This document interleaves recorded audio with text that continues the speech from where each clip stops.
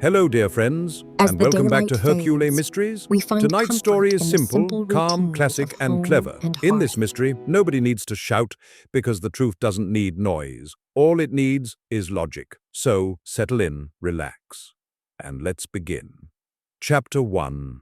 The Calm House of Perfect Alibis. Briarwood Lane was the kind of street that never expected a scream. Its houses were respectable, polite, trimmed to perfection, each window glowing warmly behind lace curtains, each gate closed gently, as if even the wind needed permission to pass. At the far end of the lane stood Ashmere House. It was not the biggest home on the street. It was not the most modern, but it was the most certain. Ashmere House had a way of making everyone inside it behave, as though the building itself had rules. Tonight those rules were being tested. The hour was late, the air was cold, the fog sat low outside like a patient animal. Inside the drawing room, a fire burned low, just enough to paint the walls in amber. A single lamp, shaded and soft, cast warm circles of light across polished wooden surfaces, and at the edge of the room sat a vintage radio, not playing music, just humming quietly, a calm sound, a safe sound. But calm sounds, Etienne Marceau knew, could be weapons. Marceau sat in the armchair closest to the fireplace, hands resting gently on the handle of his cane. He was neither young nor old in any dramatic way.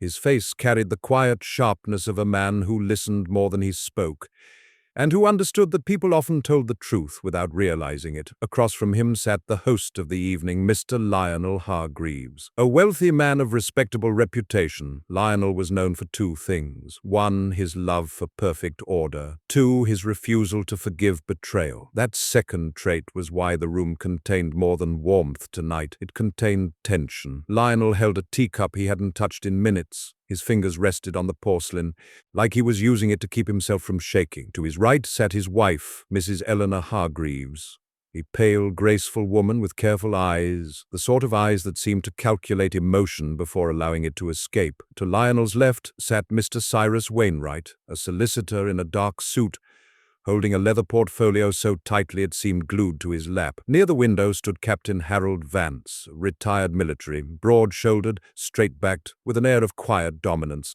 that made the room feel smaller. At the bookcase sat Miss Lydia Shaw, the household secretary, young but composed, her fingers folded neatly together as if she had practiced calmness as a skill. And leaning lightly on the mantelpiece was Dr. Owen Mercer, family physician whose face wore the neutral exhaustion of a man who had been called late at night too often, 6 people, 1 fire, 1 radio hum, and too many perfect alibis. Lionel cleared his throat. "I appreciate you all staying," he said. Captain Vance didn't look at him. "You summoned us, Lionel. It wasn't a request." Lionel's jaw tightened. "I don't summon friends." Cyrus the solicitor adjusted his glasses. "Perhaps we should focus on the issue at hand." Eleanor's gaze flickered to Cyrus, quick, sharp, unreadable. Lionel exhaled slowly, then spoke the sentence that changed the room. "My study has been broken into."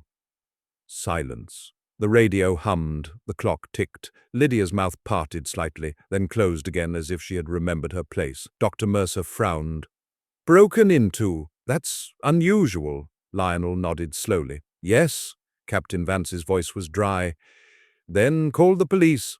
Lionel's eyes moved to the radio. "Not yet." Eleanor's voice was soft, nearly musical. "Lionel, you're frightening everyone." Captain Vance snorted. "He's always frightening everyone." Lionel ignored that. "What was taken?" Cyrus asked. Lionel's fingers tightened on the teacup. "My private ledger," he said. Cyrus blinked.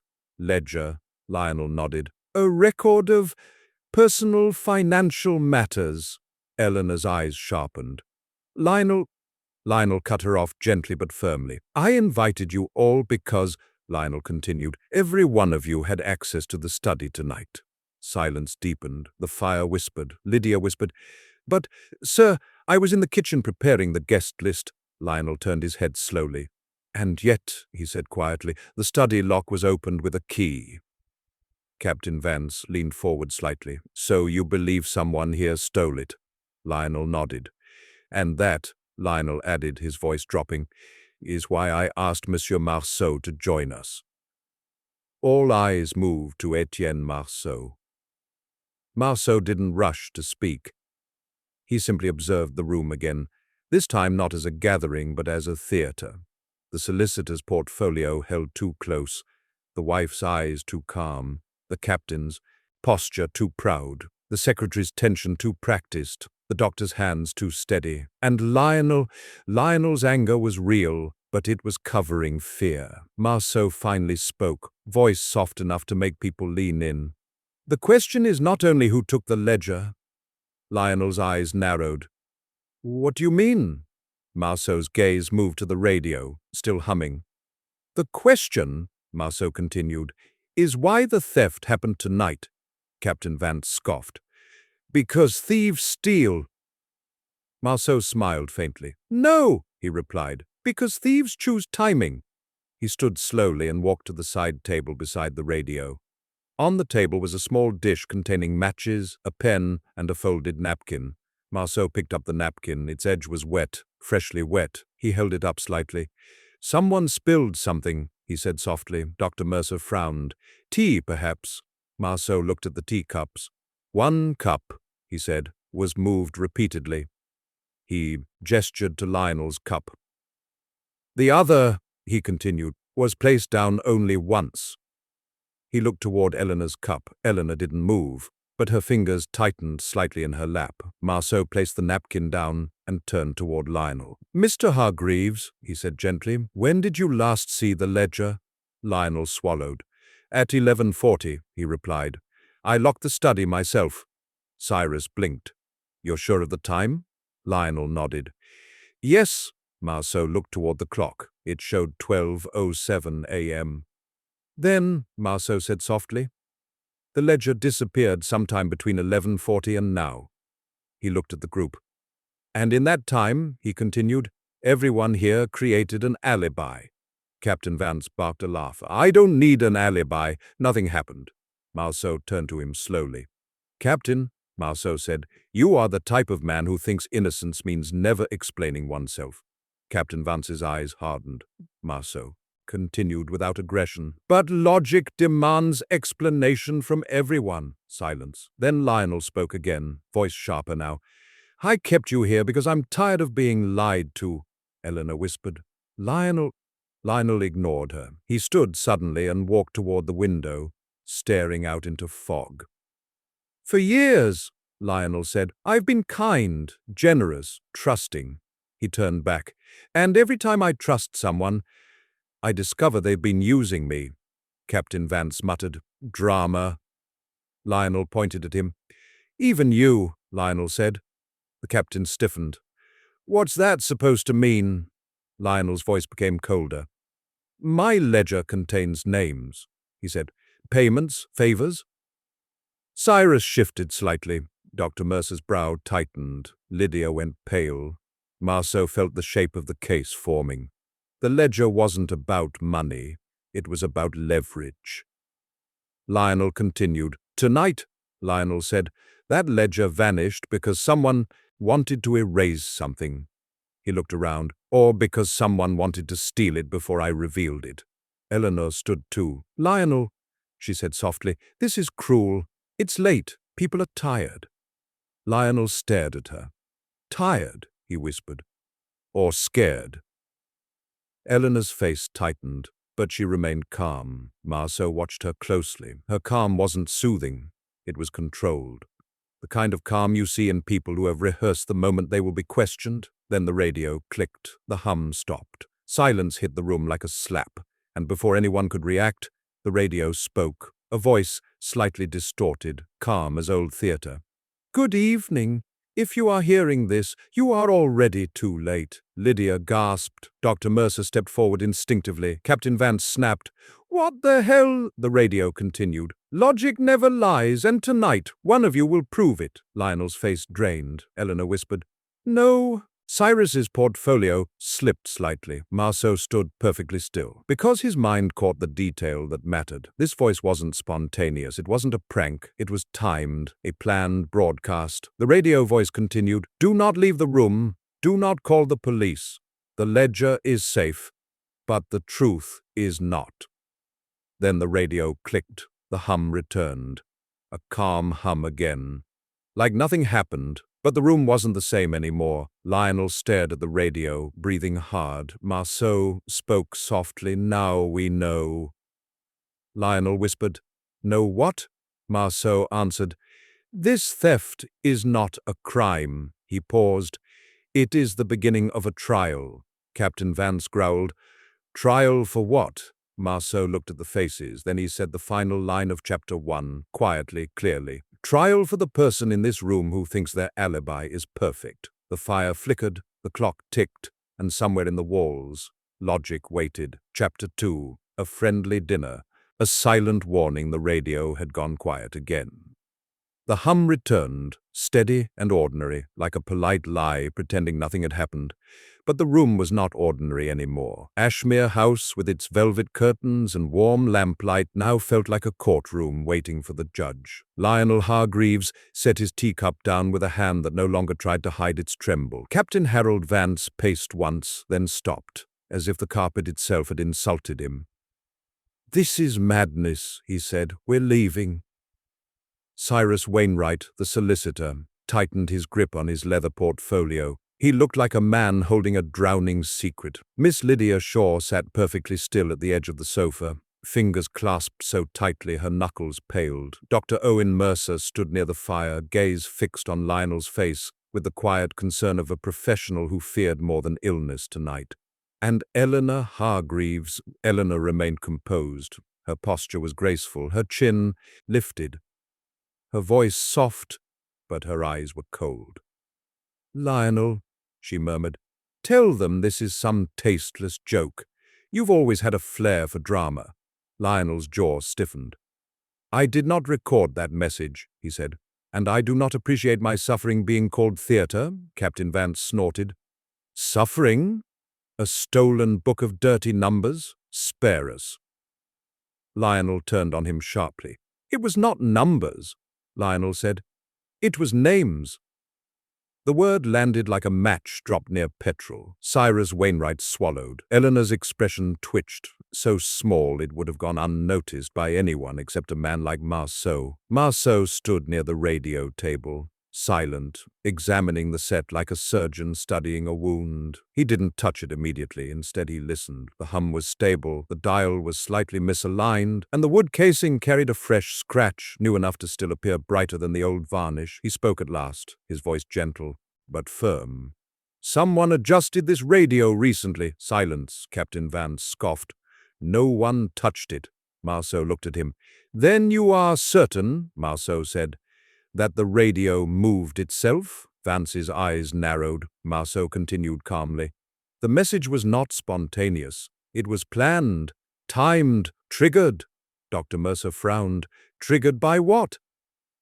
Marceau's fingers moved behind the radio carefully and withdrew a thin wire that did not belong to normal power circuitry. "This," Marceau said softly. Cyrus blinked. "What is it?" "A manual trigger wire," Marceau replied. "Used to activate playback. Someone installed it." Lydia gasped faintly. Eleanor's voice tightened. "That's impossible." Marceau's gaze flickered to her. "In mysteries, madam," he said, "the word impossible is usually a form of comfort." Lionel stepped toward the corridor leading to his study. "I'm going to see what's been done," he said sharply. Eleanor moved to block him. "No!" Lionel stopped, stunned. "No?" he repeated. Eleanor's voice remained soft, too soft. "It is late," she said. "Everyone is frightened. You'll only make things worse." Captain Vance laughed, sharp and ugly. "She's right," he said. "You'll make a scene." Lionel's eyes blazed. "A scene? My study has been robbed." He pulled at the study door handle. Locked. He tried again. Still locked. Cyrus frowned deeply. "You said you locked it yourself at 11:40. "I did," Lionel hissed. Marceau approached the lock. He leaned down and examined the keyhole. There were scratches around the metal rim, fresh, uneven. He straightened calmly. "The lock has been forced," he said. "After you last secured it." Dr. Mercer exhaled. "So someone in this house has access." Marceau nodded. "Or someone wanted you to believe that." Captain Vance snapped. "Enough of these clever phrases. Who stole it?" Marceau looked at the group. "I cannot tell you who yet," he said. But I can tell you what they wanted. Lionel's voice turned bitter. They wanted my ledger. Marceau shook his head. No, he said softly. They wanted what your ledger represents. Cyrus swallowed again. Eleanor's eyes remained steady. Leverage, Marceau continued. Power, the ability to ruin. He turned slightly toward Lionel. Your ledger is a weapon, Marceau said. That is why it was stolen. Lionel trembled. It was protection, Marceau replied gently. Protection is just a polite word for controlled fear. Silence tightened. Then Lydia whispered, barely audible, Sir. Lionel turned to her. Yes? Lydia's eyes were wide, frightened. I made the tea, she said, because someone asked me to. Lionel blinked. I didn't ask you. Lydia's breath hitched. I thought it was you, she whispered. A man's voice in the corridor. Captain Vance's posture changed. Not much, but enough. A slight tightening of the shoulders, a barely visible stiffening. Marceau noticed immediately. Eleanor's gaze flickered to Vance as well, quick as a blade. Dr. Mercer asked gently, What did the voice say, Lydia? Lydia swallowed. It said, Bring it in, it will calm him. Lionel's eyes widened. Calm me. Marceau's voice was quiet now, almost tender. A small instruction, he said. To establish influence, Cyrus murmured. But why tea? Marceau moved back to the tray and inspected the cups. One cup had a faint ring beneath it, set down repeatedly. The other had only one mark. And the tea? Marceau leaned closer. It was still warm. He turned and asked softly, When exactly was this tea poured? Lydia whispered. A few minutes before midnight. Marceau nodded. And yet, he said gently, it is still warm. Dr. Mercer touched the cup. He stiffened. Yes, he murmured. Unusually warm, Captain Vance scoffed. So what? It's a house. There's heat. Marceau looked at him calmly. No, Captain, he said. Not in a porcelain cup left untouched. Eleanor's lips tightened. Marceau continued. This tea was refreshed after midnight. Cyrus frowned. Refreshed by whom? Marceau didn't answer immediately. Instead, he turned to Lionel. Mr. Hargreaves, he said, the radio message says, do not call the police. Lionel nodded stiffly. Marceau continued. That isn't a warning. He paused. It is a test. A test, Eleanor repeated. Marceau nodded. If you call the police, he said softly, the thief loses control of the story, Captain Vance growled. Then we call them? Lionel snapped, No! Everyone froze again. Lionel's face twisted. Not yet, he whispered. Not until I understand how deep this goes. Marceau studied him carefully. Then he said something that made the room colder. The thief wants you to delay. Lionel's eyes widened. And the moment you delay, Marceau continued calmly, you become trapped inside their timeline. Silence. Outside, the fog thickened against the windows. Inside, the radio hummed again, like a beast pretending to sleep. Eleanor whispered, So what happens now? Marceau looked at the corridor leading to the study. He spoke like a narrator delivering the chapter's final line. Now, he said, we find the first thing that cannot be faked. Captain Vance frowned. What's that? Marceau replied softly. Time. Chapter 3. The Locked Door That Shouldn't Exist. The warm light in Ashmere House had begun to feel dishonest. Lamplight always did that, softening edges, flattering faces, making fear look like mere fatigue. But fear was not fatigue tonight. Fear was purpose. The radio had spoken once, then returned to its steady hum, as though it had never threatened anyone at all. Yet the room had changed, permanently, in the way glass changes once it cracks. Lionel Hargreaves stood at his study door, fingers still on the brass handle, eyes fixed on the lock as if it had betrayed him personally. It was not locked like this, he said through clenched teeth. Eleanor's voice, smooth as satin, drifted behind him. Lionel, you're exhausted. You're confusing yourself. Lionel turned sharply. I am not, he snapped. Captain Harold Vance, never one to waste politeness, stepped closer. Then we break the door, he said. Lydia Shaw gasped. Captain, Cyrus Wainwright's voice was tense. Breaking doors in a private home is reckless, he warned.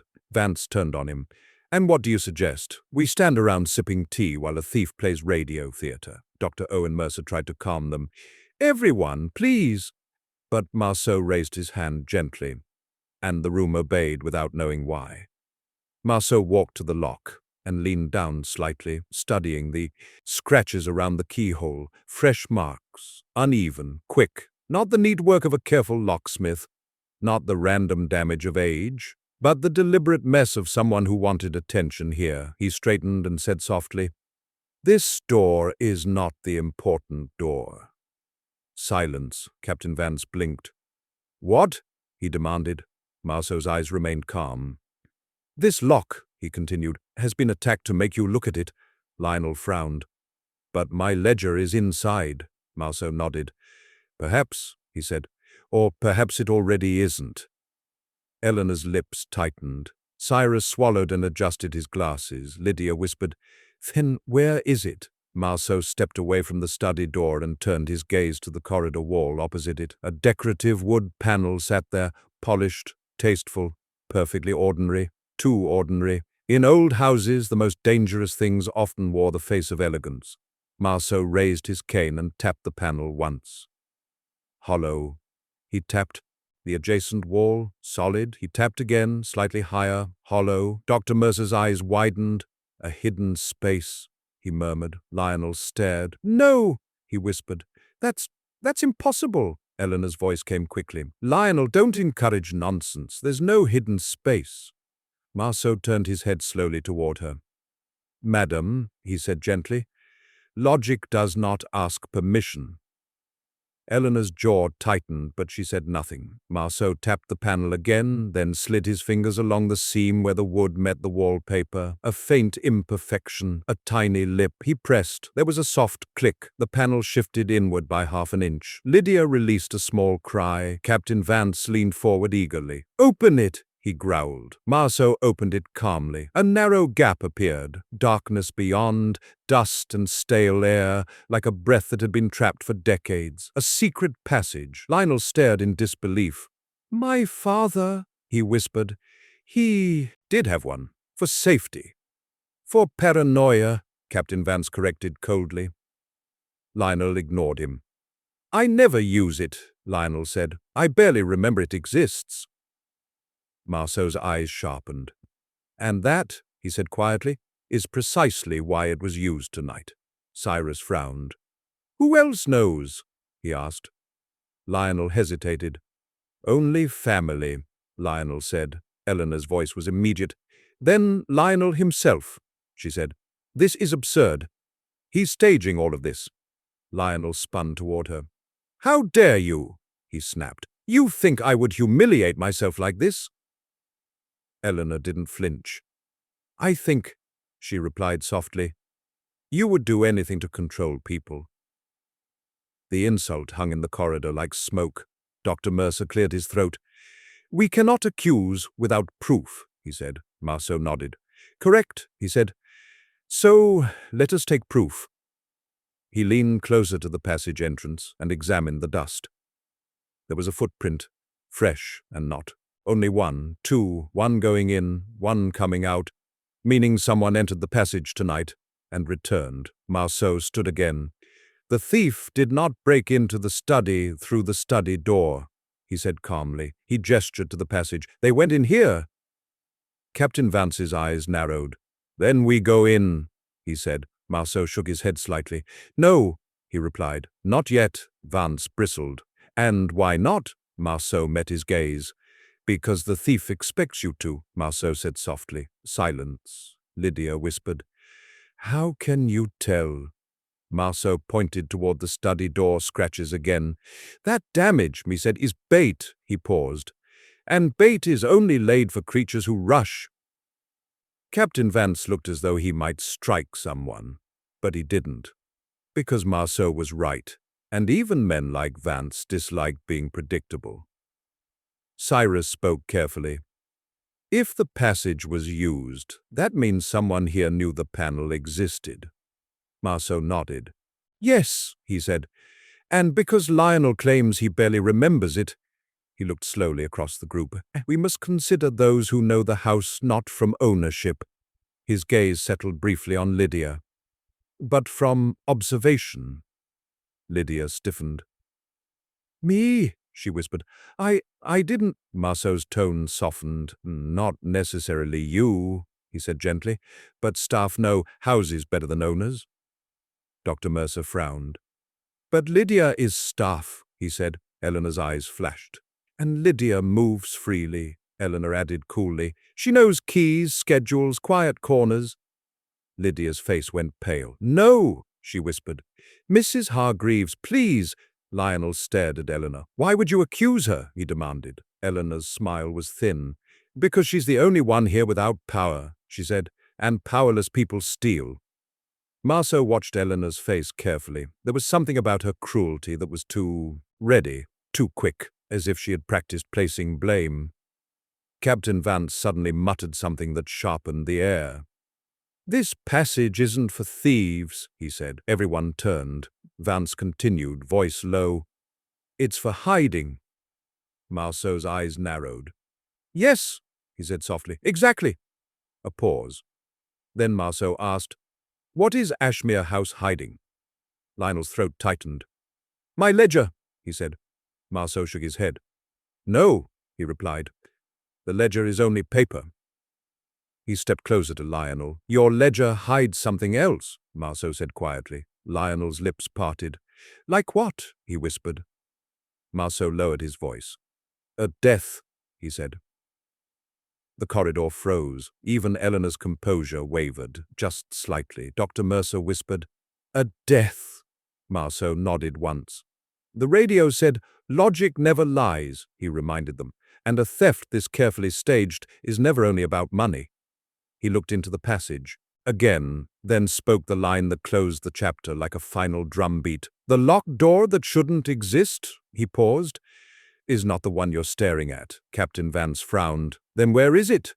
Marceau turned slowly. His eyes went not to the study door, not to the panel, but to the staircase at the end of the corridor, the staircase that vanished upward into darkness. And he said softly, The locked door is in your timeline. Silence. Lydia whispered, barely audible. What does that mean? Marceau answered. It means there is a moment tonight, he paused, that someone wants erased. And as he said it, the radio clicked again behind them, a soft, deliberate click, like a machine preparing to speak. Chapter 4. The Missing Object Nobody Admits. The passage breathed cold air into the corridor. It was the smell of dust and old wood, of hidden places that had not been touched in years and yet had been touched tonight. Lionel Hargreaves stood frozen, staring into the darkness, as if his father's secrets had just risen from the dead. Eleanor remained just behind him, poised, composed, but her eyes had hardened into something sharp and watchful. Captain Harold Vance cracked his knuckles once, the sound loud in the narrow hall. Enough staring, he growled. We go in. Cyrus Wainwright immediately objected. No, we do not start crawling through hidden tunnels in the middle of the night, Vance sneered, spoken like a man who's afraid of dust. It's not dust I'm afraid of, Cyrus replied tightly. It's what dust may prove. Dr. Owen Mercer stepped closer, his voice calm and professional. Everyone, please, if there's a passage, it can wait. We should ensure no one is injured, no one is armed. Doctor, Vance snapped, for once stop treating this like a fainting spell. Marceau lifted a hand. Instantly the tension held, like a dog pausing mid-growl. We will not go inside yet, Marceau said quietly. Lionel stared at him. But my ledger... Marceau's gaze remained calm. Your ledger is not the first question, he said. The first question is, what else is missing? Silence. Lionel frowned. What else? Marceau stepped away from the passage and walked slowly down the corridor toward the drawing room, the others following as if pulled by the invisible rope of his certainty. He returned to the tea tray beside the radio. 2 cups, 2 saucers, biscuits untouched. He examined them again, patiently, like a man reading handwriting. Then he said, When people steal, they are rarely satisfied with one object. Captain Vance scoffed. Unless they got what they wanted. Marceau nodded. Exactly, he said. And thieves who know what they want often take something no one notices at first. Dr. Mercer frowned. Such as? Marceau looked toward Lionel. Mr. Hargreaves, he asked gently. Besides the ledger, what do you keep in your study that would ruin you if stolen? Lionel hesitated. A long hesitation, and that hesitation was louder than any confession. Eleanor's voice slipped in smoothly. Lionel, she murmured, don't entertain this. Lionel swallowed. There was a letter, he admitted quietly. Cyrus stiffened. A letter, he repeated too quickly. Marceau's eyes sharpened at that reaction. Lionel continued, voice tense. A private letter, written years ago. I kept it as insurance. Captain Vance's smile turned unpleasant. Ah, he said. Blackmail. Lionel snapped. Protection. Marceau said softly. Protection and blackmail are the same thing, Mr. Hargreaves. Only the storyteller changes. Lionel's lips tightened. And yes, Lionel said, the letter is missing too. Silence slammed into the room. Lydia Shaw whispered, terrified. What did the letter say? Lionel didn't answer. Eleanor answered for him, far, too quickly. It's irrelevant. Marceau turned his head slowly toward Eleanor. Madam, he said gently, irrelevant things do not get stolen. Eleanor didn't blink. Captain Vance stepped forward like a man smelling blood. So, he said, someone stole your ledger and your letter. Marceau nodded. And that tells us something important, he added. Cyrus frowned. What? Marceau's voice softened. That the thief is not simply stealing. He looked at the radio. They are collecting. Dr. Mercer whispered. Collecting what? Marceau replied. Pieces of a story. He paused. And stories are used to destroy people. A quiet dread spread through the group. Lionel stared into the fire. Someone wants to ruin me, he whispered. Marceau nodded. Yes, he said, but not by simple scandal. Then Marceau asked the question that made the room go colder. Where is your housekeeper? Silence. Lydia blinked. Mrs. Bramwell, she retired 2 months ago. Marceau nodded. And who replaced her? Lydia swallowed. No one officially, she admitted. Mrs. Hargreaves manages the staff now. Eleanor's eyes flickered. Captain Vance muttered, Of course. Marceau kept his gaze on Lionel. Your household is controlled by your wife, Marceau said softly. And the thief knows the house better than you. Lionel looked ill. Then Marceau leaned closer to the radio and said quietly, There is another object missing. Lionel blinked. How can you know that? Marceau's eyes moved to the pen dish. One pen sat there, but the stain beneath it suggested there should have been 2.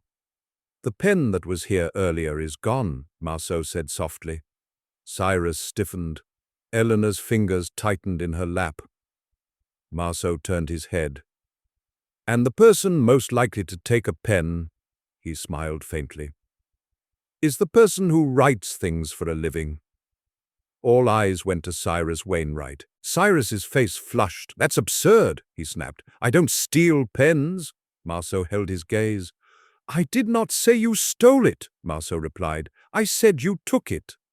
Cyrus swallowed hard. Then he murmured, I may have borrowed it. Lionel's voice rose. Borrowed it? Why? Cyrus hesitated, then answered, To write something. Silence, Lydia whispered. Write what? Marceau's voice fell into a quiet certainty. The missing object nobody admits missing. He paused. Is not a letter, not a ledger. He looked at them one by one. It is a statement. Dr. Mercer frowned. Statement? Marceau nodded. Yes, he said.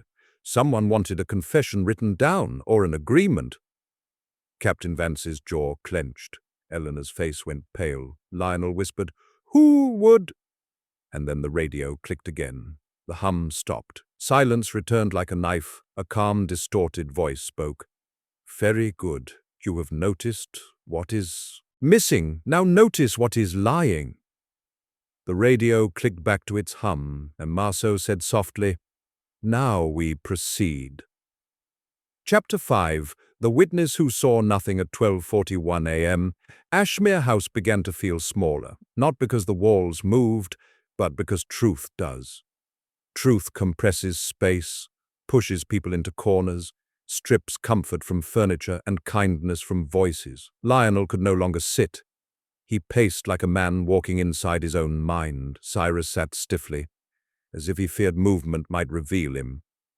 Lydia watched them all with frightened eyes. Dr. Mercer hovered near the fire, his posture protective, as if he sensed the next danger would be physical, not merely emotional. Captain Vance stayed near the corridor entrance, arms crossed, guarding the house as though it were a fortress. Eleanor sat upright, composed, almost too composed. Marceau stood by the radio table. "Dr. Mercer," Marceau said softly. Dr. Mercer looked up. "Yes?" Marceau's gaze was gentle but unescapable. "The note," he said, "was meant for you." Dr. Mercer's brow furrowed. "What note?" Marceau's eyes moved toward the window. "There," he said. Captain Vance moved instantly, yanking the curtain aside. Fog pressed against the glass. The garden beyond was empty, but on the outer ledge of the window, carefully placed where anyone could see it, was a folded piece of paper. Vance swore under his breath. Eleanor whispered, "Someone is outside." Lionel's voice cracked. "How?" Marceau didn't answer. He used his cane to hook the note and slide it inward, never touching it with fingers. He unfolded it. Typed, clean, deliberate. "The ledger is safe, but the doctor is not." Dr. Mercer went pale. Lydia whispered, "What does it mean?" Marceau looked at Dr. Mercer. "It means," he said softly, "you know something." Dr. Mercer swallowed. "I'm a doctor," he replied quickly. "I know many things." Captain Vance snapped, "Don't play." "Clever. What do you know?" Dr. Mercer's voice hardened. "I know medicine," he said. "I know sickness. I know fear." Marceau nodded slightly. "Yes," he said, "and you know death." Silence. Lionel froze. Eleanor's eyes sharpened again. Marceau stepped closer to Dr. Mercer. "Doctor," he asked calmly, "where were you the night Lionel's brother died?" Lionel's head snapped up. "My brother?" he whispered. Dr. Mercer's face tightened. "That was years ago," he said. Marceau nodded. "Yes," he replied. "But logic does not respect time, it respects cause." Captain Vance muttered. "What brother?" Lionel's voice lowered. "My brother Edwin," Lionel whispered. "He died suddenly." Lydia gasped softly. "I didn't know." Eleanor's tone cut in sharply. "Because it's irrelevant." Marceau turned slowly toward her. "Madam," he said gently, "you keep using that word as if it can erase blood." Eleanor's lips thinned. Marceau returned his gaze to Dr. Mercer. "You signed the death certificate," Marceau said quietly. Dr. Mercer stared. "Yes," he admitted. Marceau's tone remained calm. "And the cause of death," he continued, "was listed as sudden heart failure." Dr. Mercer hesitated. "Yes," he repeated. Marceau nodded. "Yet," he said softly, "someone is now threatening you." He held up the note again. "If this were only about a stolen ledger, why threaten the doctor?" Dr. Mercer's throat moved. He couldn't answer, because the answer was the confession. Lionel stepped closer, voice trembling. "Doctor," he whispered, "what aren't you telling me?" Dr. Mercer's jaw clenched. "I did my duty," he said. Marceau's voice dropped slightly, still gentle. "No," Marceau replied. "You did a service." Silence. Captain Vance stepped forward angrily. "You're accusing him of murder?" Marceau shook his head. "No," he said. "I am accusing him of—" Silence. Then he spoke the sentence that froze them all. "Dr. Mercer did not see nothing." He paused. "He saw too much." Dr. Mercer's eyes flickered toward Eleanor. Just once, just a glance. But it was enough. Marceau saw it. Captain Vance saw it. Even Lydia saw it. Lionel saw it. Lionel's face crumpled. "Eleanor," he whispered. Eleanor's voice was calm. "Don't be ridiculous." Marceau stepped toward Eleanor. "Madam," he said softly, "you have been calm all night." Eleanor smiled faintly. "I'm not a hysterical woman, monsieur." Marceau nodded. "No," he said, "you're not hysterical." He leaned slightly closer. "You are rehearsed." Eleanor's smile flickered. Marceau continued. Your husband's ledger contains names, payments, favors. He paused. And one of those favors was medical. Dr. Mercer whispered. No, Lionel whispered. What medical? Marceau answered calmly. A death certificate, he said. A convenient conclusion, Lionel stared at Dr. Mercer. You lied? Lionel asked, voice cracking. Dr. Mercer's face broke. He whispered. Eleanor snapped, sharp as glass. You will not confess to nonsense. Dr. Mercer flinched. Marceau's eyes narrowed. And then he saw the fatal detail. Dr. Mercer's hands were shaking, not from fear, from something physical, a subtle tremor. Marceau stepped closer, voice low. Doctor, he said quietly, are you unwell? Dr. Mercer blinked rapidly. No, he whispered. Marceau reached gently toward his wrist, not touching, just observing. Pulse fast, skin slightly clammy. A doctor would hide illness from others, but his body would not. Marceau's voice was steady. The note says the doctor is not safe, he paused. Because you are being poisoned. Silence exploded. Lydia screamed. Lionel grabbed the doctor's arm. What? Poison, Dr. Mercer whispered, trembling. I only drank tea. Marceau looked at the tea tray. 2 cups. One was warm longer than it should have been. The fatal detail. Marceau's eyes sharpened. Someone refreshed the tea, he said softly. He turned to Lydia. Who entered the room after midnight? Lydia panicked. I don't know. Mrs. Hargreaves went out briefly. Eleanor snapped. Lydia! But it was too late. Marceau turned calmly to Eleanor. Madam, he said softly, logic never lies. Eleanor's eyes became dangerous. She rose slowly. Then you should fear logic, she whispered, because it destroys more than it saves. And at that moment, Dr. Mercer staggered. His knees buckled. Lionel caught him as the doctor collapsed near the fire. Lydia screamed again. Captain Vance rushed forward. Cyrus stood frozen, pale as paper. Marceau remained calm, already moving, already thinking, because now the mystery had changed. It was no longer just theft. It was attempted murder. Marceau bent down beside Dr. Mercer, watching the symptoms. Then he whispered quietly, like a radio narrator closing the chapter. The thief did not steal to hide truth. He paused. They stole to control it. And now, he added, they are killing the one man who can prove it. Chapter 6. The timeline that refuses to fit for a moment. Ashmere House forgot how to be elegant. Dr. Owen Mercer lay on the rug beside the fire, his body tense and trembling, his breathing uneven. The warm glow of the room turned cruel, highlighting panic, exposing fear, and making every face look guilty. Lionel Hargreaves knelt beside him, voice cracking. Doctor! Owen! Stay with me! Lydia Shaw hovered helplessly, hands trembling, horror written across her pale face. Captain Harold Vance crouched down sharply, as if instinct alone could undo poison. Move back, he barked at no one in particular. Give him air. Cyrus Wainwright stood frozen, clutching his portfolio like a man clutching a prayer. Eleanor Hargreaves remained standing, still, controlled, too controlled. Marceau knelt calmly beside the doctor. He did not panic, he observed. A detective's calm is not coldness, it is discipline, because when others collapse into emotion, only discipline preserves truth. Marceau spoke quietly to Lionel. His pulse is fast, he said. His skin is clammy. He is sweating. Lionel's voice shook. Poison, he whispered. Marceau nodded slightly. Yes, he replied, but not the dramatic kind. Captain Vance frowned. What kind, then? Marceau looked up. The kind that can be mistaken, he said softly, for a natural collapse. Silence tightened. Eleanor's voice slid in smoothly. This is ridiculous, she said. Owen has always been delicate. He's overworked. Marceau turned his head slowly toward her. Madam, he said gently, you are speaking as if illness is convenient. Eleanor's lips tightened. Marceau returned to Dr. Mercer. Doctor, he said softly, can you hear me? Dr. Mercer's eyelids fluttered. His mouth moved. I can't breathe. Marceau nodded. He turned to Lydia. Water, he said. Now! Lydia rushed out, nearly tripping over the carpet. Captain Vance leaned closer.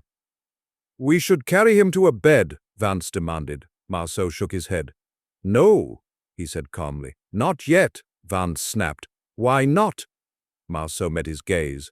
Because if you move him, Marceau replied, you allow the killer to rewrite the timeline. Silence. That sentence landed heavily. Even Lionel froze. Cyrus blinked. Rewrite the timeline. Marceau spoke softly, like a narrator explaining a cruel truth. Yes, he said. If he dies upstairs, someone will claim he collapsed upstairs. Eleanor's eyes narrowed. Are you accusing us already? She asked. Marceau did not answer directly. Instead, he gestured at Dr. Mercer's cup. Where is the doctor's teacup? He asked. Lionel blinked. On the tray. Marceau nodded. And where is the tray now? He asked.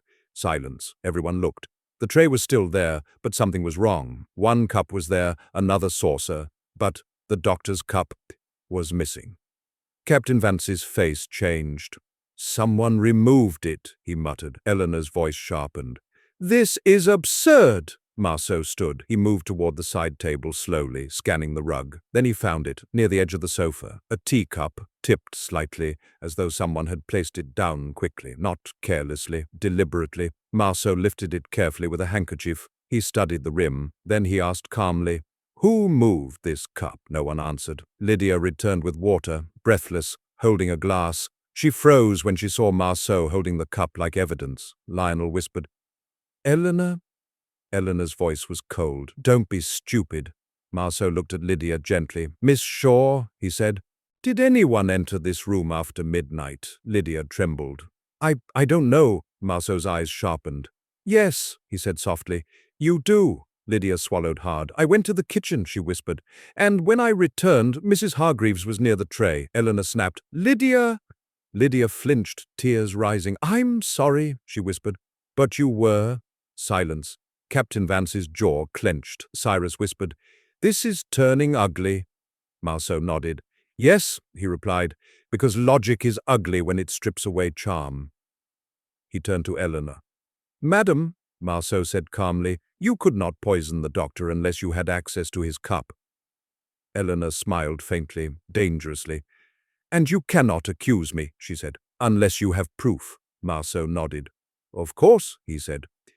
That is why I will not accuse you yet. Eleanor's smile tightened slightly. Marceau continued. Instead, I will ask a more truthful question. He looked around the room. Why, Marceau asked softly, was Dr. Mercer targeted tonight? Captain Vance scoffed. Because he saw something. Marceau nodded slowly. Yes. He glanced at Lionel. Your brother Edwin, Marceau said softly, did not die naturally. Lionel's entire body stiffened. Eleanor didn't move. Cyrus swallowed. Lydia looked horrified. Marceau continued, voice steady. The letter stolen from the study was not only scandal, he paused. It was a confession. Lionel's voice was almost silent. A confession of what? Marceau's eyes remained calm. A confession that Edwin's death was convenient, Marceau said, and that the doctor was paid to make it look natural. Lionel trembled. No. Dr. Mercer let out a weak sound. His eyes opened slightly, unfocused. He whispered, I didn't want to. Lionel leaned down, desperate. Owen, what didn't you want to do? Dr. Mercer's lips trembled. I signed. His voice broke. Marceau watched carefully. Eleanor's eyes flashed. Captain Vance leaned closer. Cyrus whispered, Oh, God! Dr. Mercer swallowed and whispered the fatal sentence. I signed because she said she'd ruin me. Silence struck hard. Lionel looked up at Eleanor. She, he whispered. Eleanor's voice was cold. Owen is delirious. Marceau stepped forward. Perhaps, he said calmly, but delirium does not invent the same threat twice. He turned to Cyrus. Mr. Wainwright, he said, what did Lionel keep besides the ledger? Cyrus stiffened. A letter? Marceau nodded. And who would most fear that letter? He asked. Cyrus hesitated, then his eyes flicked to Eleanor. That flicker was louder than speech. Eleanor's composure tightened. Marceau spoke like a blade wrapped in velvet. The timeline refuses to fit, he said softly. because someone is trying to rewrite it in real time. He looked around. One cup moved, one collapse staged, one witness silenced. He paused. And now the killer has one choice left, Captain Vance growled. What choice? Marceau's gaze went to the radio. To control the next minute. As if summoned, the radio clicked, the hum stopped, and the calm, distorted voice returned. Very good. Your logic is awake. Everyone froze. Now prove it, the voice continued. At 1:10, someone will attempt to leave the room, Lionel whispered, horrified. What? If they do, the doctor dies? The radio clicked back to its hum. The room held its breath. Eleanor's eyes narrowed. Captain Vance's fists clenched. Cyrus stepped back slightly, and Marceau, without looking frightened, glanced at the clock. It read 1:07 a.m., 3 minutes. Marceau whispered softly, Now we watch what people do when time becomes a weapon. Chapter 7. The Alibi That Breaks by 1 minute. Nothing is louder than a quiet room, waiting for a minute to arrive. The clock ticked toward 1:10 a.m., each second falling like a drop of water in a deep well. Lionel stood rigid, eyes moving from face to face. Lydia clutched her hands together, trembling. Captain Vance stood near the corridor like a guard dog. Cyrus remained close to the sofa, pale, sweating. Eleanor stood perfectly still, her calm now suspicious in itself. Dr. Mercer lay on the floor, breathing unevenly, fighting sleep like it was death. Marceau spoke softly. No one leaves, he said. Captain Vance nodded firmly. Agreed. Eleanor's voice was cool. Of course no one leaves, she said. Cyrus whispered, This is insane. Marceau didn't argue. He only watched, because logic does not depend on belief, it depends on behavior. The clock reached 1:09, the tension sharpened. Then, very softly, someone moved. A chair scraped just slightly. Lydia gasped. Marceau turned. It wasn't Captain Vance, it wasn't Cyrus, it wasn't Lionel, it was Eleanor. She had shifted just one step toward the corridor. Lionel stared at her. Eleanor, he whispered. Eleanor's expression was serene. I'm going to fetch something for Owen, she said calmly. Marceau's voice cut through softly like a blade. No, he said. Eleanor paused. Captain Vance's eyes narrowed. Cyrus whispered, Don't.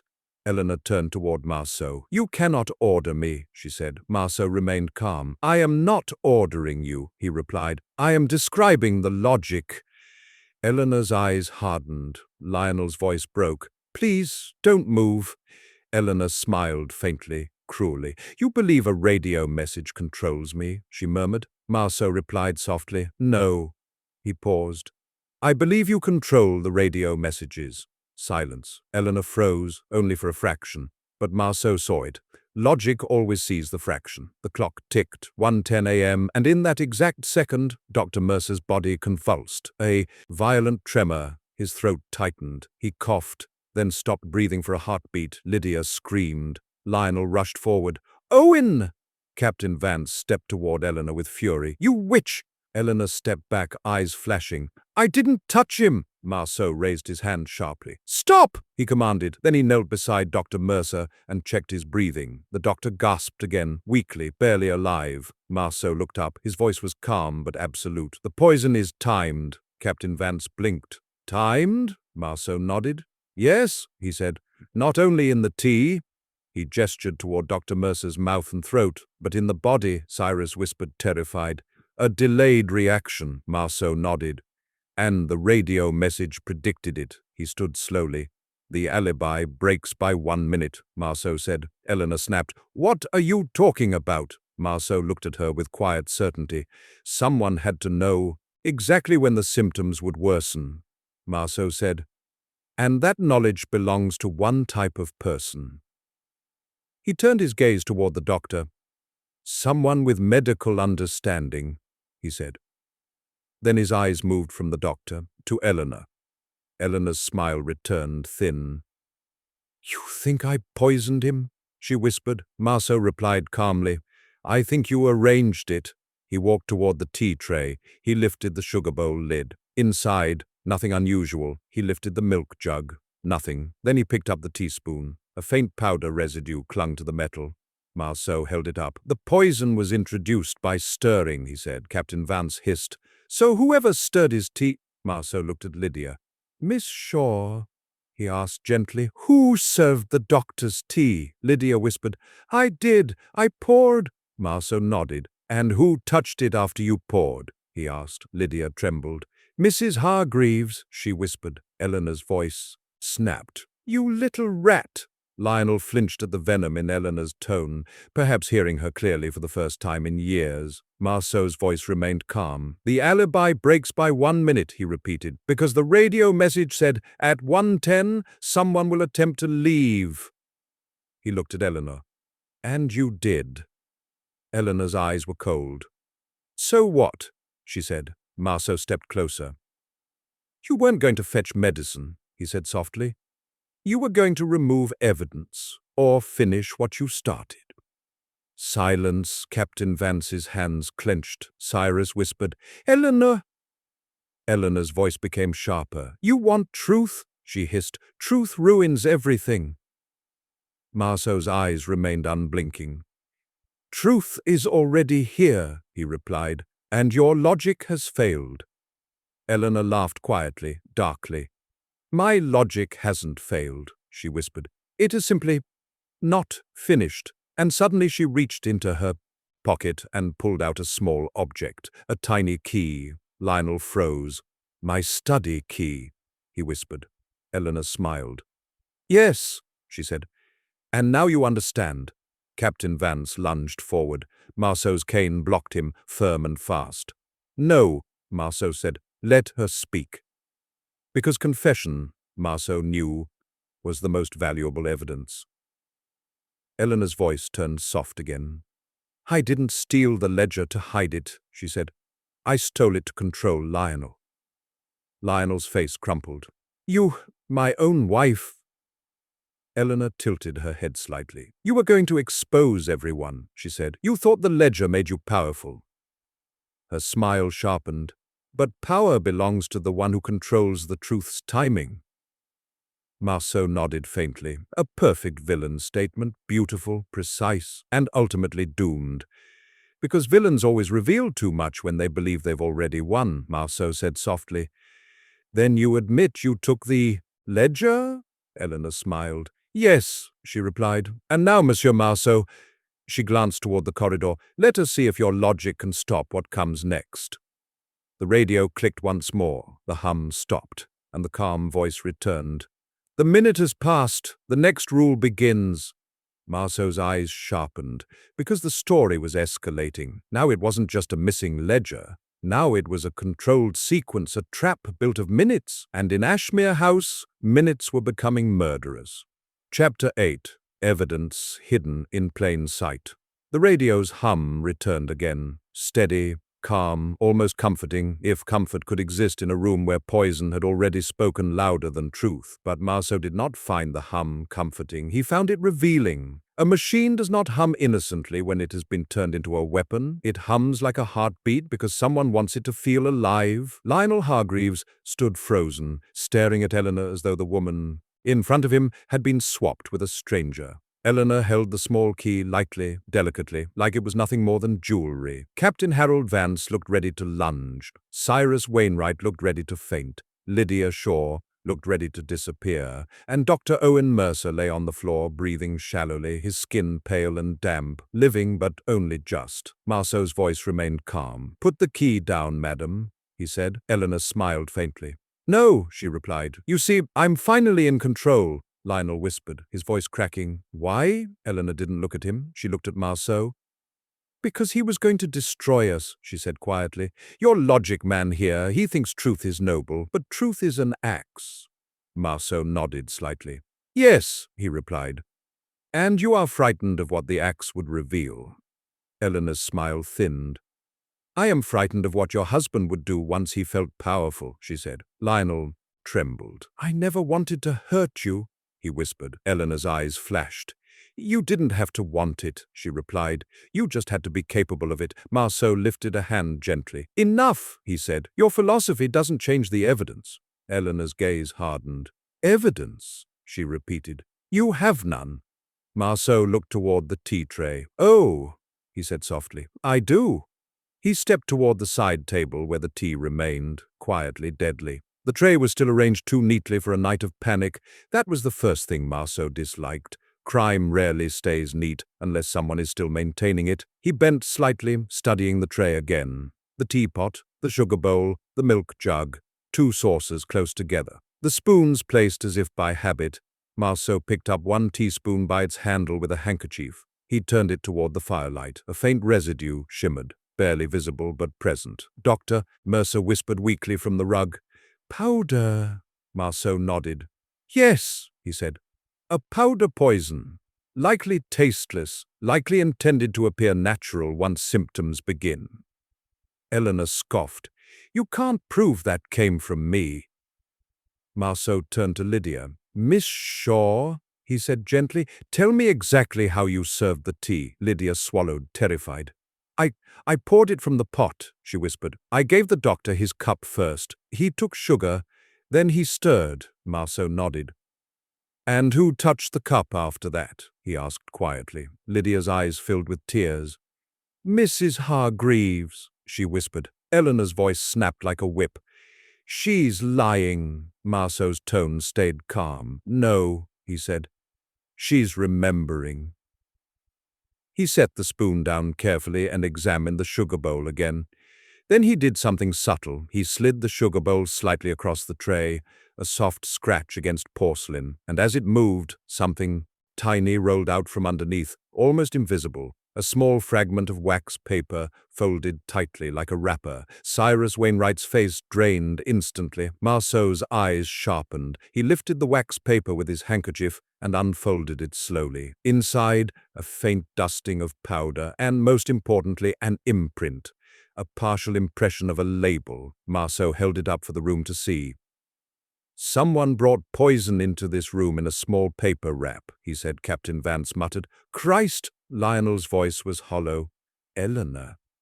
But Eleanor did not collapse. She did not confess. She simply watched Marceau with cold intelligence. "You're clever," she murmured, "but cleverness doesn't equal proof." Marceau nodded gently. "Agreed," he said. "So we will find proof." He turned to Lionel. "Mr. Hargreaves," he said calmly, "the stolen ledger and letter are not the only target tonight." Lionel blinked. What else could she want? Marceau's gaze shifted toward the radio. "She wants the one thing you can't replace," Marceau replied softly. Lionel's breath caught. "My life?" Marceau looked at him with sad honesty. "No," he said. "Your certainty." He paused. "She wants you to doubt yourself so deeply you become dependent on her." Silence. Eleanor smiled slightly, too slightly.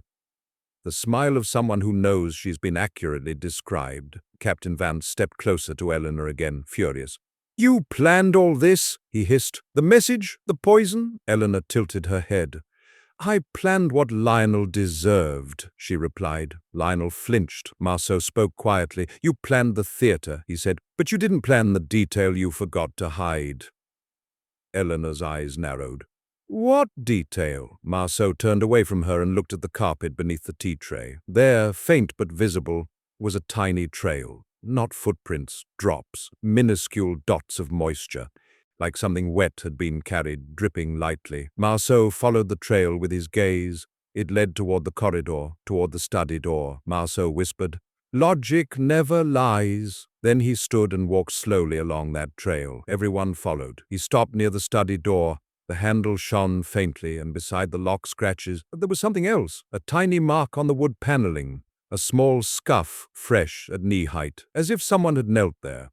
Marceau's eyes sharpened. He turned back to Eleanor. "Madam," he said softly, "you knelt here tonight." Eleanor's smile remained. "So what?" Marceau replied. "A woman kneels at a study door for only one reason," Lionel whispered. "Key." Marceau nodded. "Yes," he said, "to unlock it." Eleanor's gaze tightened. Marceau continued. "And if you unlocked it here, then you did not enter through the secret passage." He paused. "You entered like a wife." Lionel's voice cracked. "Eleanor, you had my key?" Eleanor smiled. "Of course," she said. "I always have your key." That line chilled the room more than the fog outside. because it wasn't romance, it was possession. Marceau turned sharply toward the wall panel again, the secret passage entrance. He stepped closer and examined the dust. Earlier, he had seen 2 footprints, in and out, but now he noticed something else. Near the edge of the panel opening, a faint smear of powder residue, the same powder shimmer. Marceau whispered, "There." He looked at Eleanor, calm but deadly precise. "You carried poison through this passage," Marceau said softly. Eleanor's face hardened. Marceau continued, "You dropped a trace when you came out. You did not notice," Captain Vance muttered. "So she did it." Marceau raised a hand. "Not yet," he said. He looked at Cyrus Wainwright. "Mr. Wainwright," he said gently, "why did you react so strongly when I unfolded the wax paper?" Cyrus blinked rapidly. "I didn't." Marceau's tone stayed quiet. "Yes," he said, "you did." Cyrus stammered, "I'm just frightened." Marceau nodded. "Frightened of what?" Silence. Lionel stared at Cyrus. Cyrus swallowed. Then Eleanor spoke with calm cruelty. "Because the solicitor recognizes medical powder packaging," she said. "Perhaps he's seen it before." Cyrus went pale. Marceau's eyes narrowed. Eleanor had just noticed something. Too quickly. Marceau asked calmly, "How would you know that, madam?" Eleanor froze. "Only for a fraction, but logic lives inside fractions." Marceau stepped closer. "You have medical knowledge," he said softly. Eleanor scoffed. "I have common sense." Marceau shook his head. "No," he replied. "You know dosages, timing, symptoms." He gestured toward Dr. Mercer. "And that means the poison was chosen by someone who understands bodies." All eyes moved to Eleanor. Then, shockingly, Eleanor laughed, a quiet, elegant laugh. "Yes," she said. "Very good." Lionel's voice shattered. "What are you saying?" Eleanor's eyes were cold. "I am saying," she replied softly, "that Dr. Mercer isn't the only one who understands death." Silence. Captain Vance muttered, "Dear God." Marceau breathed out once, calm. Then he said the sentence that closed Chapter 8 like a final radio chord. "Then we are no longer hunting a thief." He looked directly into Eleanor's eyes. "We are hunting a planner." And outside, as if the house itself reacted, the fog pressed closer to the windows, and the radio clicked softly again, preparing to speak. Chapter 9, Logic Never Lies. The radio clicked again. It was not loud. It never needed to be. In a house like Ashmere, power did not shout. It whispered and let fear do the work. The hum vanished, the room held its breath, and the calm, distorted voice returned, patient as death. "Very good. The planner has been noticed." Eleanor Hargreaves did not look at the radio. She looked at Marceau, as if the radio was merely her instrument, and Marceau was the only thread worthy of her attention. Marceau stood beside the tea tray, hand resting lightly on his cane. He appeared calm, but his mind was moving like a clockwork machine, precise, relentless. Lionel was shaking, not from cold, from the realization that his home, his marriage, his life had been a stage built for someone else's control. Captain Harold Vance stood rigid, shoulders locked, eyes burning with anger and disbelief. Cyrus Wainwright looked like a man trapped in an oath he wished he'd never sworn. Lydia Shaw's hands were clenched so tightly they were nearly bloodless, and Dr. Owen Mercer, still alive, still breathing shallowly, looked up from the rug, his eyes terrified but awake. Marceau raised his hand, not to silence Eleanor, but to silence the house. "Enough," he said softly. The radio's voice continued. "Anyway, you are late, but logic will still arrive." Then the radio clicked. The hum returned again. And for the first time that night there was no voice to follow, as if the speaker had said what they needed to say. The rest was left to Marceau. Marceau turned to Lionel. "Mr. Hargreaves," he said gently, "do you want the truth?" Lionel's voice cracked. "I want my life back." Marceau nodded. "Then we begin," he said, "with the only thing that cannot be bribed." He looked at the clock. Time. The reconstruction. Marceau walked slowly into the center of the room. "Let us rebuild the night," he said. No one interrupted. It was the kind of quiet that only exists when people know the next words will ruin someone. Marceau continued. At 11:40 p.m., Lionel locked his study. Lionel nodded stiffly. Marceau looked at Eleanor. "Madam, you remained in the drawing room." Eleanor smiled faintly. "I did." Marceau nodded. "At 11:53 p.m., Marceau said, Lydia was instructed to prepare tea." Lydia whispered, "Yes." Marceau's eyes sharpened, but Lionel did not ask. He turned his gaze slowly toward Captain Vance. "And Lydia heard a man's voice." Captain Vance stiffened. Lydia's voice trembled. I couldn't swear it was Captain Vance." Marceau nodded gently. "You don't need to," he said. Then he turned back to Eleanor. "Because the instruction didn't matter," Marceau said. "The result mattered." He gestured to the tray. Tea was introduced into the room to create a delivery vehicle. Cyrus whispered, "Delivery?" Marceau nodded. "For poison," he said calmly. Eleanor's eyes narrowed. "Speculation," she said. Marceau looked at her with quiet certainty. "No," he replied. "Logic." He stepped toward the secret passage panel, and at some point between 12 a.m. and 12:07 a.m., someone used the passage. Captain Vance's jaw clenched. Marceau continued. "2 footprints were found, one in, one out." He turned back toward Eleanor. "And powder residue was found near the panel." Eleanor's expression remained composed, but her eyes had changed. Now they were watchful, defensive. Marceau said softly, "Madam, you carried something through that passage." Eleanor replied calmly, "You have no proof it was me." Marceau nodded. "You're right," he said. "Not proof." He paused. "But logic is not proof." It was the sort of sentence that made people uncomfortable, because it was true. Marceau continued. "Next, the radio broadcast occurred." He gestured to the radio. "Timed, triggered, planned." Then he looked at Eleanor. "And the message was designed to do one thing." Lionel whispered. "What?" Marceau answered. "Force the room to become emotional." He paused. "And emotional people reveal things." He looked at Lionel. "And you did. You revealed everyone's weaknesses and debts." Lionel swallowed hard. Marceau continued. "That was the theft's real purpose." Cyrus whispered. "Not the ledger." Marceau nodded. "The ledger was valuable," he said, "but the reaction to the ledger was priceless." He looked around the room. The captain's anger, the solicitor's sweating silence, the wife's control, the secretary's fear, the doctor's weakening body. "Then," Marceau said, "the doctor collapsed." Dr. Mercer's voice was thin. "Because I was poisoned." Marceau nodded. "Yes." Then he turned to Eleanor. "And then you attempted to move at 1:10 a.m. Eleanor smiled faintly again. "A harmless step," she said. Marceau shook his head. "No," he replied, "a timed step." He leaned slightly forward. "Because you believed you had predicted the poison's progression." Eleanor's lips tightened. Marceau continued calmly. "And that means you planned not only poison," he paused. "You planned its timing." Silence spread like ink. Captain Vance whispered, "Jesus."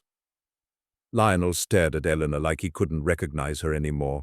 Marceau breathed out slowly. "And now," he said, "we arrive at the core." He looked at Lionel. "Your brother Edwin." Lionel went still. Even his breathing stopped for a second. "Edwin's death, the hidden truth." Lionel's voice was barely audible. "You said," he whispered, "Edwin did not die naturally." Eleanor's smile vanished. Dr. Mercer shut his eyes. Cyrus looked away. Lydia whispered, horrified, "Mr. Hargreaves, I'm so sorry." Marceau nodded. "Yes," he said, "he did not." Lionel's body trembled. "Then what happened?" he whispered. Marceau turned to Dr. Mercer.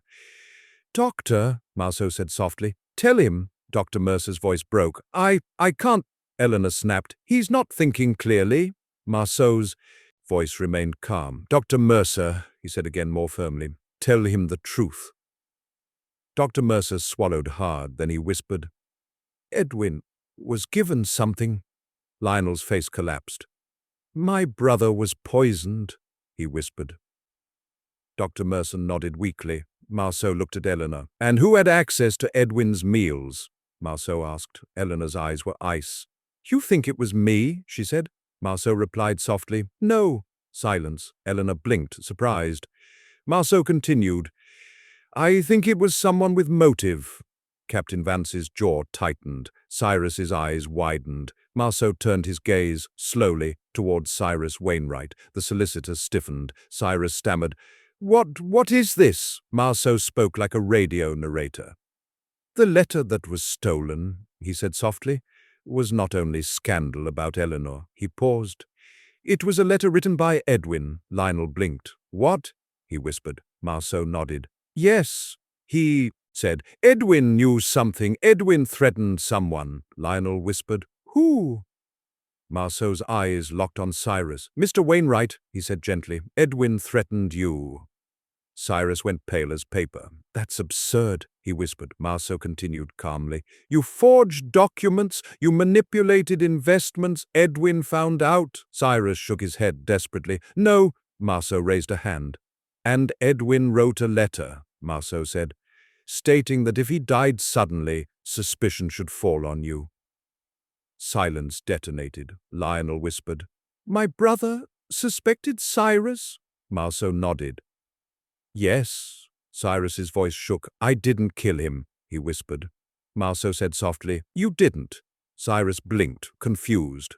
Marceau continued, You didn't kill him. He turned his gaze back to Eleanor. But you used his death. Eleanor's eyes sharpened. Marceau said, You discovered Edwin's letter. Eleanor's breath caught.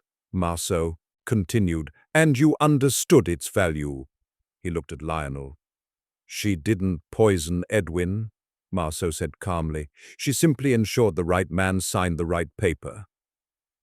Dr. Mercer squeezed his eyes shut, shame flooding his face. Lionel stared at Eleanor. So you knew, Lionel whispered. You knew he died wrong, and you let it happen. Eleanor's voice was low. I didn't let it happen, she said. I adapted. That word was colder than confession. Captain Vance whispered, Monster. Eleanor turned her gaze slowly to him. Don't judge me, she said. Not you. Vance froze. Marceau noticed. Another thread. He filed it, but he did not pull it yet, not until the correct time, because logic, true logic, arrives step by step. Why the ledger was stolen, Marceau turned to Lionel again. Your ledger, he said, contained your power, Lionel whispered.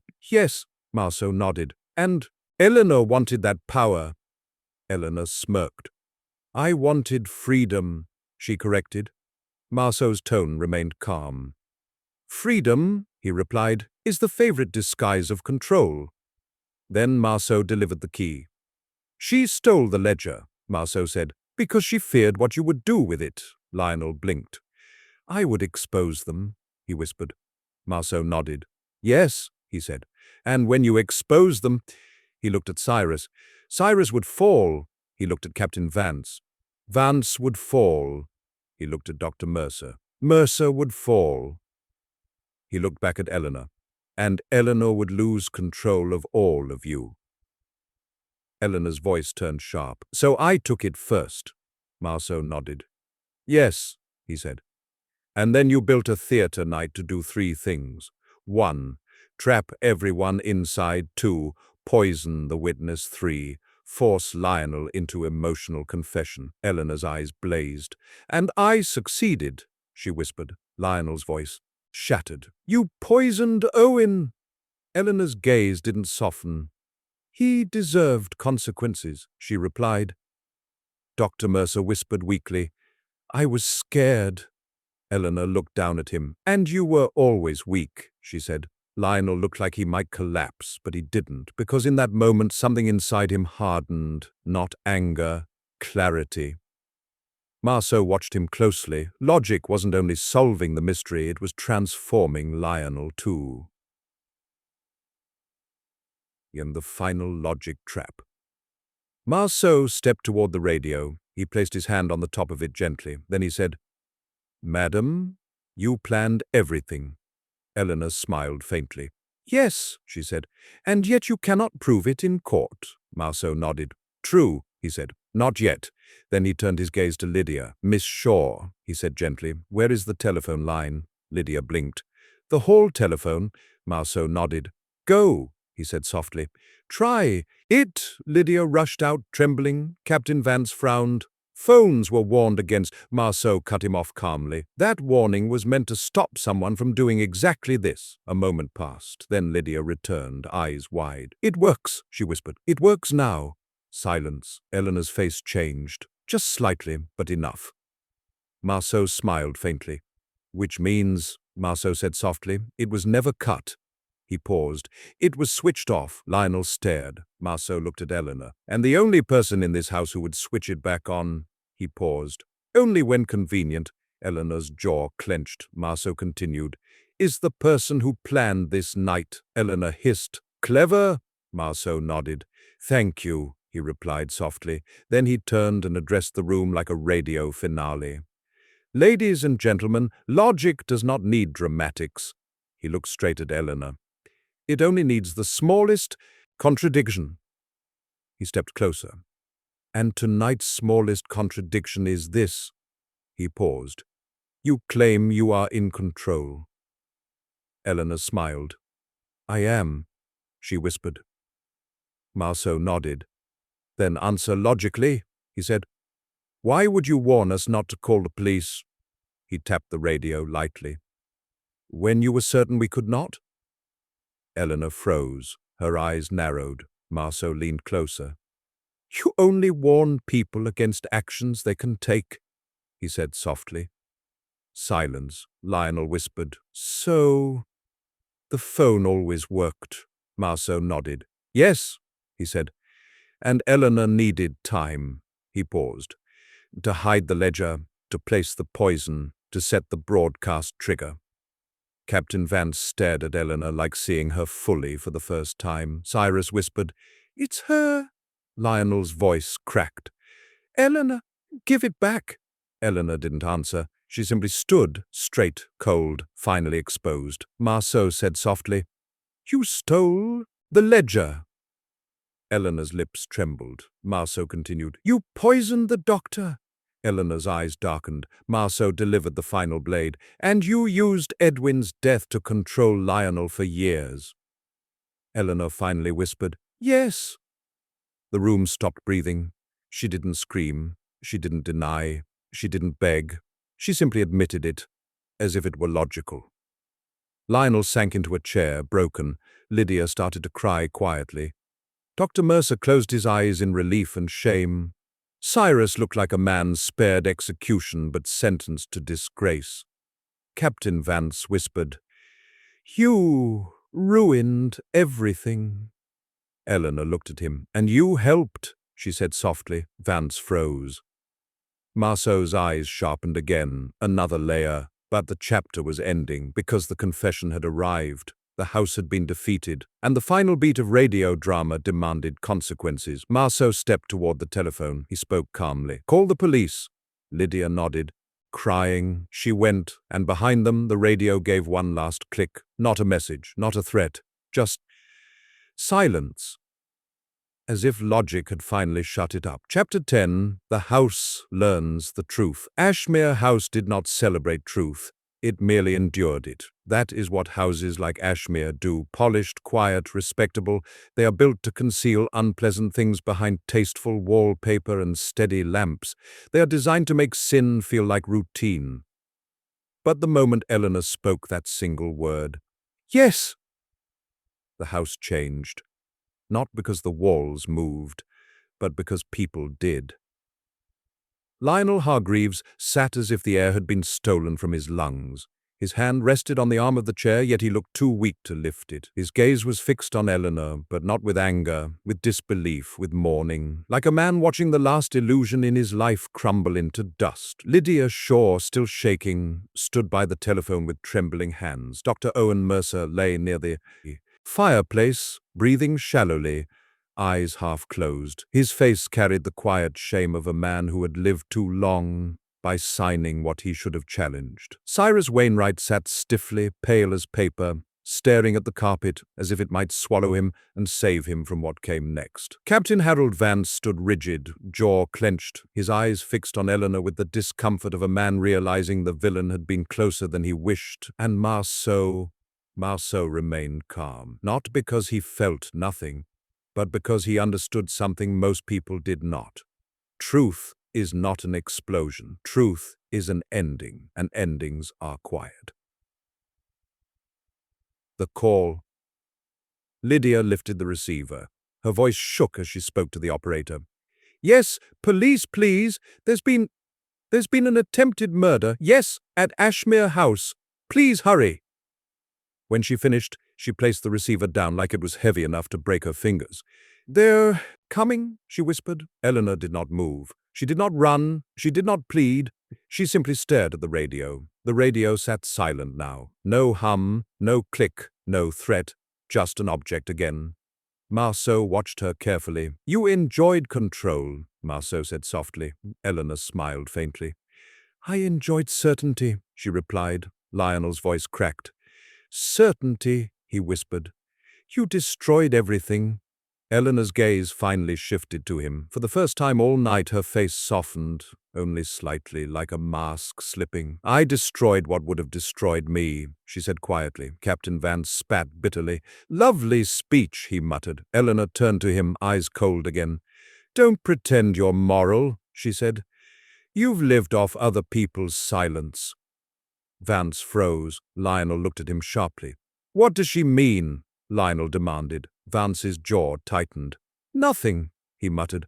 Marceau spoke gently. "Captain," he said, "there is no need to continue tonight. Eleanor has confessed. The police will do their work." But Eleanor's lips curved into a thin smile. "Oh, they'll do their work," she murmured. "And they'll look very closely at your captain, too." Vance's eyes flashed dangerously. "Shut up!" he hissed. Marceau lifted his hand. "Captain," he said calmly, "if you threaten her now, you prove your guilt." Vance went still. That was the power of logic. It did not threaten. It simply stated consequence.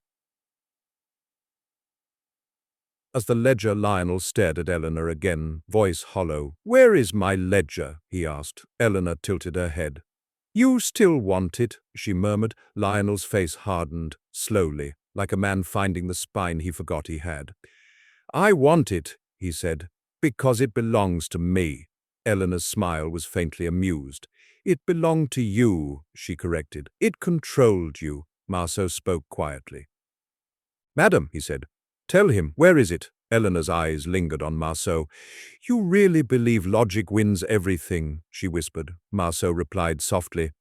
"Logic doesn't win." He paused. "Logic remains." That line sat in the air like the final note of a piano. Eleanor looked away. Then she said quietly, "In the passage." Lionel blinked.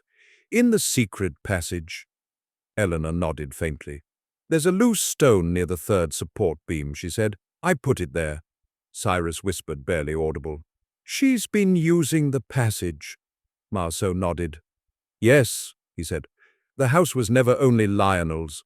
He turned gently to Captain Vance. "Captain," he said calmly, "you may retrieve it, but carefully." Vance glared. "You think I'll do as you say?" Marceau answered softly. "I think you'll do as the law will soon demand." Captain Vance paused. Then, with stiff anger, he turned and walked toward the corridor. The final collapse. Lionel looked down at Dr. Mercer. "Owen," he whispered. Dr. Mercer's eyes fluttered open. He whispered weakly, "I'm sorry." Lionel's voice cracked. "You lied about Edwin," Lionel said. "You signed it." Dr. Mercer's face twisted in pain. "I did," he admitted. His voice shook. "But I swear, I didn't know he'd die that night. I was told he was already ill. I believed—" Marceau's voice was calm. "You believed what was convenient." Dr. Mercer squeezed his eyes shut. "Yes," he whispered. Lionel's face tightened with grief. "And Edwin?" Lionel whispered. "Was he murdered?" Dr. Mercer's lips trembled. "I don't know," he admitted quietly, "but I know it wasn't clean." He looked at Lionel desperately. "I'm sorry. I'm so sorry." Lionel stood slowly, trembling. For a moment it looked like anger would swallow him. Then he simply said, "You weren't sorry then?" Silence. Dr. Mercer wept silently, and that, more than any courtroom, was punishment. But the police arrive at 2:23 a.m. The doorbell rang. A real sound. Not staged, not timed, not part of a radio performance. Just reality. Lionel didn't move. Lydia rushed to the door and opened it. 2 constables entered first, then an inspector with sharp eyes and a tired face. A man who looked like he had seen too much human nonsense in too many houses. "Inspector Grant," he said. "Who called?" Lydia stepped aside, voice shaking. "I did," she whispered. "Monsieur Marceau, he solved it." Inspector Grant looked toward Marceau with mild recognition. "You again," he sighed. Marceau nodded politely. "Good evening, Inspector," he said. Eleanor stood calmly, hands at her sides. The inspector took one look at Dr. Mercer on the floor, one look at Lionel's shattered face, one look at Eleanor's calm posture, and he understood immediately someone had already confessed. "Mrs. Hargreaves," Inspector Grant said, "you are under arrest for attempted murder and theft." Eleanor's eyes did not change. "Of course I am," she replied softly. The inspector blinked, almost annoyed by her calm. "And," he added, "we will also be investigating the circumstances surrounding Mr. Edwin Hargreaves' death." Eleanor's smile vanished. That was the first real consequence that frightened her. Not prison, not shame, but scrutiny, because scrutiny is where logic lives. What became of Ashmere House? They carried Dr. Mercer out to an ambulance just before dawn. He survived, but he was never the same, because near death removes pride from a man the way fire removes paint. Cyrus Wainwright was taken in for questioning. His forged signatures and quiet manipulations came to light like mold exposed under sunlight. Captain Vance's name appeared. In Lionel's ledger, after all, debts, favors, acts of silence purchased like luxury goods. He wasn't arrested that morning, but as Marceau watched him from the doorway, he knew the law would return for him later. Lionel Hargreaves remained in the drawing room after everyone was gone. He did not cry loudly. He simply stared at the fire, alone, like a man who had finally met the cost of his own power. Marceau approached him gently. "You will survive," Marceau said softly. Lionel laughed bitterly. "Survive?"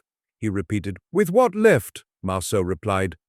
"With your mind." He paused. "And perhaps if you choose your conscience." Lionel looked up. "You think I'm a good man?" Lionel whispered. Marceau shook his head slowly. "I think you are a man who owned too much," he said, "and feared too much." Lionel's voice cracked again. "And my brother?" Marceau's eyes softened. "We will learn the truth," he said gently. "Logic does not forget the dead." Lionel nodded, barely. Final outro. And so, dear friends, the mystery ended not with a gunshot, not with a scream, but with one calm confession. Because in Ashmere House the loudest weapon wasn't poison, it wasn't theft, it wasn't even betrayal, it was certainty, the certainty that people could control truth the way they control doors. But doors can be opened, and secrets can be found, and the smallest contradiction can collapse an entire perfect lie.